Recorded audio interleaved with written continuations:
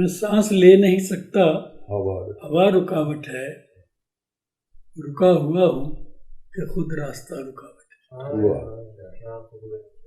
میں سانس لے نہیں سکتا، ہوا رکاوٹ ہے، رکا ہوا ہوں کہ خود راستہ رکاوٹ ہے۔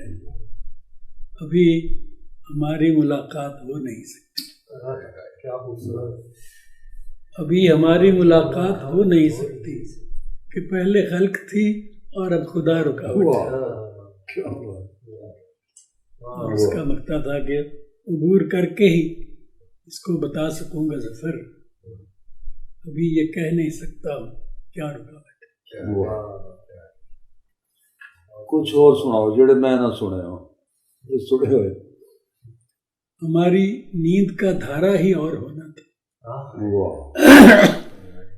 ہماری نیند کا دھارا ہی اور ہونا تھا، یہ خواب سارے کا سارا ہی اور ہونا تھا۔ ہماری بات اگر ایک بار سن لیتے تو فائدہ یہ تمہارا ہی اور ہونا تھا۔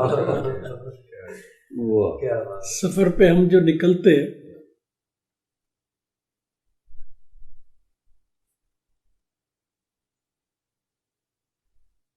اس کے اتفاق کے سفینے اور ہونے تھے، ستارہ ہی اور یاد نہیں ہوتا۔ اور میرے کچھ اقوال زرعی بھی ہیں غزل کے معاملے میں۔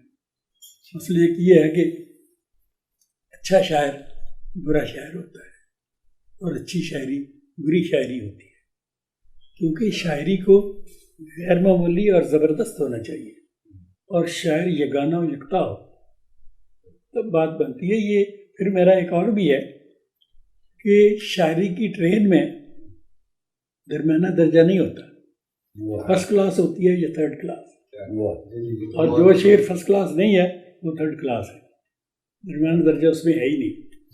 لوگ جو گزارے موافق شاعری کرتے ہیں، میں نہیں سے شاعری سنتا۔ ایک مجھے واقعہ یاد آیا، پھر معافی چاہتا ہوں، میں بھول جاؤں گا۔ پھر میں نے یہ بھی ایک جگہ لکھا، مجھے بھول گیا تھا، بھول جاتا ہوں اکثر، تو میں نے ایک شاعر کا کتاب آئی تو اس میں باتیں میں اسے لکھا کہ ظفر اقبال نے یہ ایسا کہا، یہ ایسا کہہ رکھا ہے۔ وہ مجھے اس وقت یاد ہے کہ یہ بات تو میں نے کہی تھی، اور جس کو بھی میں نے سنائی وہ اچھا کہہ رکھا۔ وہ یہ تھی کہ یاد کر رہا ہوں اس کو، ہاں، جو شاعر خراب شعر کہنے سے ڈرتا ہے وہ کبھی اچھا شعر نہیں کہہ سکتا۔ اور میرے ہاں ہر قسم کے شعر، میرے ہاں سنجیدہ، غیر سنجیدہ، مخرب الاخلاق، فوش اور اوٹ پٹانگ، ہر قسم کا شعر موجود ہے، اور یہ صرف شعر کی تلاش کے سلسلے کی کڑیاں ہیں۔ میں اس کی تلاش میں ابھی تک کامیاب نہیں ہوں، میں بھاگتا پھرتا ہوں بے سود تعاقب میں، یہ شعر کی تتلی ہے جو ہاتھ نہیں آتی۔ کسی نے مجھ سے انٹرویو میں پوچھا کہ آپ کا پسندیدہ شعر سنائیں، میں نے کہا میں نے اب تک اپنا پسندیدہ شعر کہا ہی نہیں۔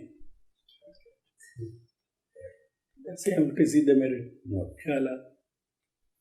وہ کوئی بیوروکریٹ تھا، اس کی کتاب کا فنکشن تھا، غالباً صدارت تھی ظفر اقبال صاحب کی، میرا اظہار خیال تھا، تو سب لوگ اس کی تعریف کر رہے تھے کہ یہ جی حفیظ جلندری جیسا شاعر ہے۔ تو میری باری آئی تو میں نے کہا کہ جی آج کے زمانے میں تو حفیظ جلندری کو کوئی نہیں پوچھتا، تو اس جیسی شاعری کرنے کی کیا ضرورت ہے۔ تو وہ سارے میرے خلاف ہو گئے پورا ہال۔ تو جب ان کی باری آئی اینڈ میں، تو انہوں نے کہا کہ سب سے زیادہ بہتر بات نذیر کیسر نے کی ہے۔ یہ ایک بسکٹ مجھے دیں گے آپ؟ وہ انہوں نے کبھی مطلب مجھے یاد ہے کہ زمانے کی رو کے ساتھ نہیں چلے، کہ لوگ جو کہہ رہے ہیں اس کی تائید میں کہہ دیا جائے، اس کی پیروی میں، ہاں اس کی پیروی میں یہ نہیں۔ حفیظ صاحب کا ذکر ہے، ان کا لطیفہ میں نے کوٹ بھی کیا ہوا ہے۔ ایک دفعہ بیمار پڑ گئے تو اپنے خاندانی حکیم کے پاس چلے گئے، اس نے ان کے نبض وبض دیکھی، ڈائگنوز کیا، بڑا خطرناک معاملہ ہے، حفیظ صاحب آپ ذہنی کام کرنا بالکل چھوڑ دیں. یہ کیسے ہو سکتا ہے؟ میں تو آج کل شاید ہم اسلام لکھ رہا ہوں. ان کا وہ بے شک لکھتے رہے.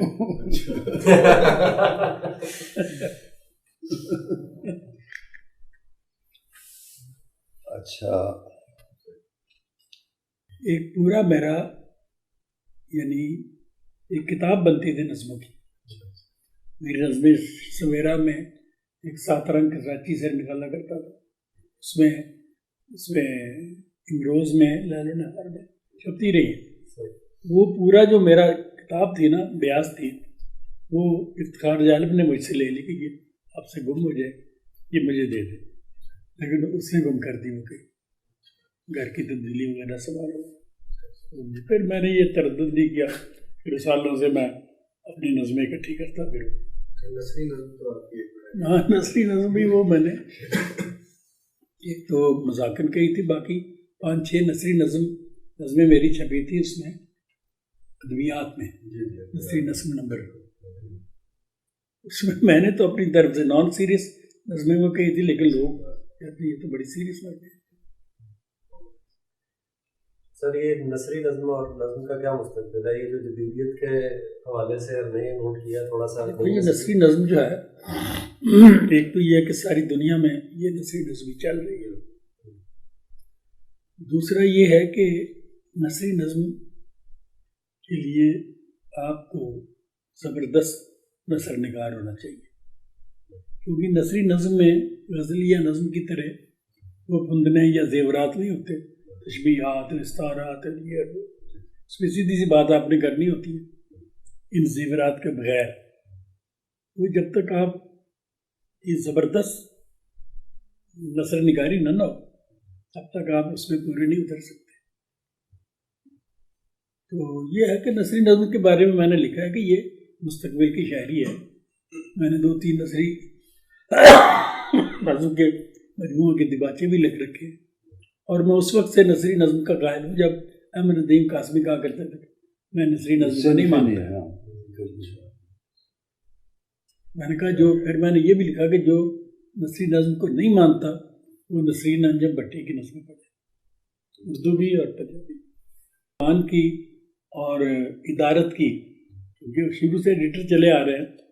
مثلاً نے لکھا کہ اسرائیل نے لبنان پر بموں کی بارش برسا دی. میں نے کہا بارش برسانا غلط ہے, بارش میں تو برسنے کا ایلیمنٹ پہلے ہی موجود ہے, باریدن, تو بارش کر دی آپ کہتے.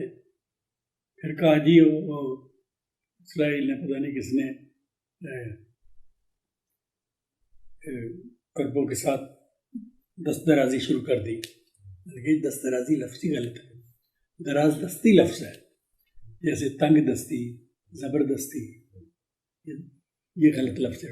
ندیم صاحب نے بستی دل بھی بننے آیا. اور اس کے علاوہ میں نے کہا آپ لکھتے ہیں کہ افسانہ نگاروں کا ذکر کرتے ہوئے کہ منٹو اور عصمت چوتائی اور کرشن چندر اور رمیندر سنگھ بیدی, رجندر سنگھ بیدی اور عبدالستار فلانا اور فلانا. میں نے کہا یہ اور جو ہے اس کا ایک بار آخر پر استعمال ہوتا ہے, جیسے لکھتے ہیں کہ سنگیتا فلانے فلانے فلانے اور عنایت حسین بھٹی یا اور اس طرح کر کے.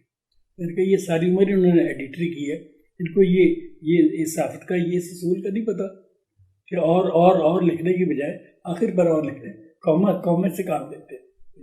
اور 2 دفعہ انہوں نے اس مضمون میں کیا. اور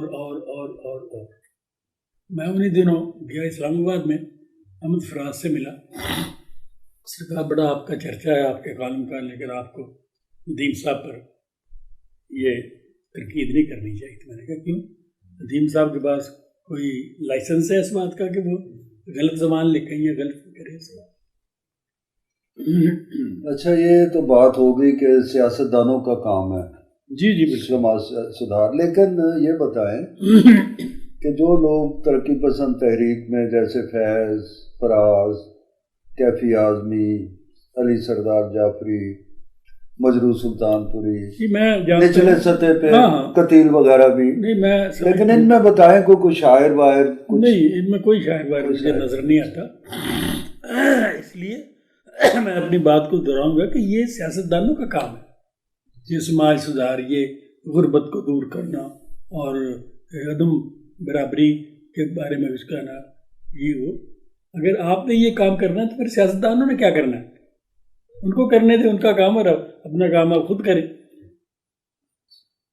میں تو غالب کو، اقبال کو بھی سیاسی شاعر کہتا ہوں. اس کی ساری شاعری جو ہے بال جبریل سے علاوہ ساری سیاست اور مذہب اور فلان اور ڈمکان سے بھری پڑی. میں نے حبیب جالب کے بارے میں لکھا تھا کہ اس میں کہیں کہیں کوئی کام کا شعر نظر آتا ہے. وہ بھی سیاسی شاعر تھا جس پر بڑی لیدے بھی ہوئی. ایک خاتون نے اس پر مضمون بھی لکھا.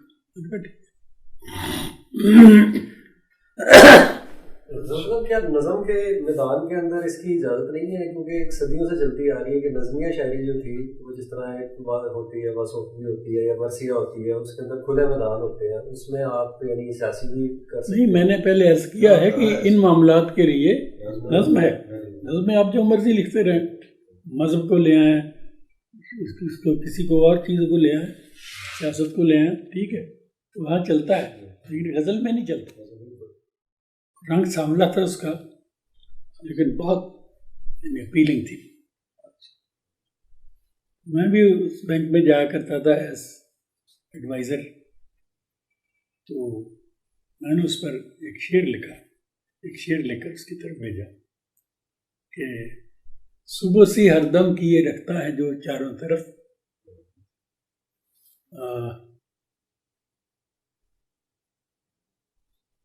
دیکھنے میں ورنہ اس کا شام جیسا رنگ ہے. وہ اچھا، پھر میں اپنی حماقت یہ بتاؤں کہ میں نے اس کو خط لکھ دیا، نام نہیں لکھا میں نے. دوسرے دن وہ آئی اور بڑا لال پیلی، آپ نے خط لکھا فلاں ٹپ کا یہ اور وہ. میں کہا ٹھیک ہے، آئندہ نہیں لکھوں گا. اس کے بعد اس نے بڑے ہی ترلے لگائے کہ میرے ساتھ ٹھیک ہو، لیکن میں نے اس کو بالکل کوئی لفٹ نہیں کری. بہت زیادہ اس نے کچھ، پھر اس کی شادی ہو گئی. اس کے بعد بھی میں نے کہا سوال ہی پیدا نہیں ہوتا. ایک دن وہ دفتر میں میرے آنے سے پہلے جس کمرے میں بیٹھتا تھا اس میں جا کے بیٹھی ہوئی تھی. تو میں نے آیا کہ میں نے دروازہ کھولا تو وہ بیٹھی. میں نے اس پر اس طرح نفرت انگیز سے دیکھا کہ اس کے بیچاری نے باہر نکل گئی بات کرتے. میں نے کہا نہیں، غلط بات ہے، تم نے ایک لطیف جذبے کی توہین کی تھی، یہ کافی ہے. میرا مطلب اس کے یہ قابل ذکر واقعہ نہیں تھا، لیکن بہرحال زندگی میں کوئی خوبصورت واقعہ جو آپ کو اچھا لگا ہو، بہت خوش ہوئے ہو آپ؟ پہلی بات تو یہ ہے کہ میری یادداشت ہی نہیں رہی بالکل. 80% میری میموری جو ہے وہ میں ہو چکی ہے. اب بھی میں لکھتا ہوں، کالم لکھتا ہوں تو کوئی نام، کوئی لفظ میرے ذہن میں آتا ہی نہیں ہے. بڑی کوشش کرتا ہوں. میں جنید کو فون کرتا ہوں، اپنے بیٹے کو، یار یہ اس کا یہ کیا ہے، اس طرح کا کچھ بھی نہیں ہوتا تو میں وہ جگہ خالی چھوڑ دیتا ہوں کالم میں، کہ وہ دفتر والے کھانا پوری کر لیں گے. بلکہ ایک دفعہ مزہ آیا بہت. ہم لوگ اوکاڑا سی گاڑی پر آ رہے تھے تو یتیم خانے ایک ٹرک رکا ہوا تھا، وہ اس کو ٹھیک کر رہے تھے. اس کے پیچھے میرا شعر لکھا ہوا تھا جو عام طور پر رکشہ ٹرکوں کے پیچھے لکھا ہوتا ہے کہ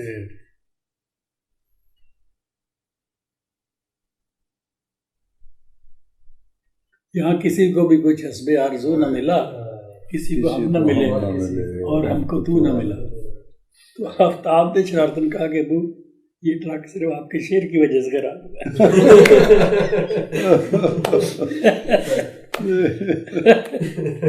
تو ہم آپس میں اتنے بے تکلف ہیں باپ بیٹا. تو یہ بات نہیں کہ ظفر اقبال جیسے شاعر جو ہیں وہ خاص لوگوں کے شاعر ہیں، یہ بات نہیں، نیچے تک جاتے ہیں وہ. ایک جیسے ایک صاحب کا فون آیا، میں معافی چاہتا ہوں، ایک صاحب کا فون آیا 3-4 سال پہلے کہ جی میں شفیق گونڈوی بول رہا ہوں. جی فرمائیے. کہتا ہے کہ میں نئی دہلی سے بذریعہ ہوائی جہاز کراچی آیا تھا سادات امروہہ کے مشاعرے میں شرکت کے لیے. مجھے بائی ایئر ہی واپس جانا تھا، لیکن اب میں بائی ٹرین لاہور آ گیا ہوں, صرف آپ کو دیکھنا چاہتا ہوں. میں نے کہا جی میں کوئی ایسی قابل دید چیز تو نہیں ہوں, آ جائیں. میں نے بتایا اس کو, خیر وہ آ گیا. گپ شپ ہوتی رہی, عجیب بات اس نے بتائی کہ ظفر اقبال صاحب یقین کریں بھارت کتنا بڑا ملک ہے, اس کے ہر شہر کی ہر ادبی انجمن میں 2 گروپ بنے ہوئے ہیں, ایک پرو ظفر اقبال اور ایک اینٹی ظفر اقبال, اور ان میں ہر وقت ٹھنی رہتی ہے. میں نے اللہ کا شکر ادا کیا کہ میں جس ملک میں آج تک گیا ہی نہیں وہاں میں زیر بحث ہوں. کوئی مجھے پیار سے یاد کر رہا ہے, کوئی مجھے گالی دے رہا ہے, مجھے اور کیا چاہیے. تو ایسی بات نہیں کہ ظفر اقبال جو ہے ایک مخصوص علاقے کے ڈومین کے شاعر ہیں یا مخصوص لوگوں کے, اور ماشاءاللہ اردو دنیا میں جہاں بھی آپ کسی ملک میں چلے جائیں جہاں اردو بولی جاتی ہے وہاں سوال ہی نہیں پیدا ہوتا وہ ظفر اقبال کو نہ جانتا. تھوڑا بہت ذوق ضرور رکھتا ہوں. جس بیل میں جوش نمو ہوتا ہے تو پتھر بھی رکھ دیں نا تو وہ ادھر ادھر سے نکل جاتی ہے باہر. تو اس لیے یہ وہ میں ڈاکٹر ایک ہے آرٹ اسپیشلسٹ ہے بڑا مشہور ڈاکٹر شہریار, میں کبھی نہیں ملا ان سے. اکاڑا سے ہمارے ایک عزیز اپنی ماں کو لے کر آئے, آرٹ کا اس کا مسئلہ تھا, ٹائم دیا ہوتا لیکن آ کے بیٹھا ہوتا تھا. فائل سامنے رکھی تو اس پر اکاڑے کا لکھا ہوتا. اچھا ظفر اقبال صاحب کے شہر سے آئے ہیں, کبھی نہیں ملا اس سے.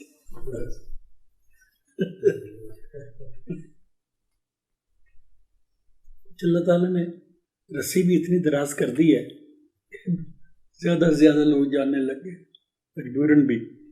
یہ آدمی ڈٹائی سے ڈرا ہوا ہے. اللہ تعالیٰ کا شکر ہے. اچھا آپ انڈیا کبھی گئے نہیں؟ کبھی نہیں گیا. اچھا صرف ایک دفعہ گیا تھا جب میں گورنمنٹ کالج میں پڑھتا تھا. ان دنوں مشاعرہ ہوا کوئی جلندر میں. اچھا وہ شہر گئے, یہاں سے سارے شاد برسری اپنا منیر نیازی, شہزاد احمد, قیوم نظر, شاد برسری وغیرہ سارے, انجم روانی. تو میرے ٹیچر تھے قیوم نظر, انہوں نے کہا کہ میں راوی میں 1-2 چیزیں میری چھپی تھی, ان کا چلو تم بھی چلو. پھر میں وہاں گیا, وہاں وہ مشاعرہ ہوا, میں نے غزل پڑھی. وہ اس وقت میں گیا تھا جب میں نے ابھی شاعری چوری کی تھی, اور کسی کو وہاں میرا پتہ نہیں تھا. اس کے بعد میں نہیں گیا. بلاتے رہے مجھے, 2 سال پہلے بھی مجھے بڑا انہوں نے بلایا. یہ ایک ہیں ریختہ والے, انہوں نے بلایا, میں نہیں جا سکتا. میں نہیں گیا, میں نہیں آ سکتا. کبھی یہ سوچا کہ اپنی آٹو بایوگرافی لکھیں آپ؟ میں لکھ رہا ہوں. لکھ رہے ہیں؟ واہ. وہ مسلسل یہ مکالمہ ہے نا کراچی کا پرچہ, اچھا مبین مرزا کا, ہاں اس میں کچھ 6-7 قسطیں چھپی ہیں. 2-3 قسطیں ادبیات میں بھی چھپی تھی. یہ مجھے سنگ میر والے کیا نام تھا ان کا, چوری مبارک, یہ اس کے افضال کے والد, انہوں نے مجھے کہا تھا کہ آپ اپنی سوانے ضرور لکھیں. میں نے کہا کیا اتنا کام کیا ہے سر؟ نہیں آپ کو پتہ نہیں ہے کہ آپ نے کیا کیا ہے. چنانچہ میں نے لکھنی شروع کی. کیونکہ یادداشت کچھ کم ہوتی جا رہی ہے, بہت کم, تو اس لیے وہ پھر ریکال کرنا جو ہے نا, اس کو کریں, محفوظ کریں آپ ان چیزوں کو. آج ہم بہت شکر گزار ہیں ان کے ادب نامے کی طرف سے کہ انہوں نے وقت دیا, اور اللہ انہیں صحت دے, سلامتی دے, بلکہ میں نے کہا کرتا ہوں کہ میری عمر بھی انہیں لگ جائے.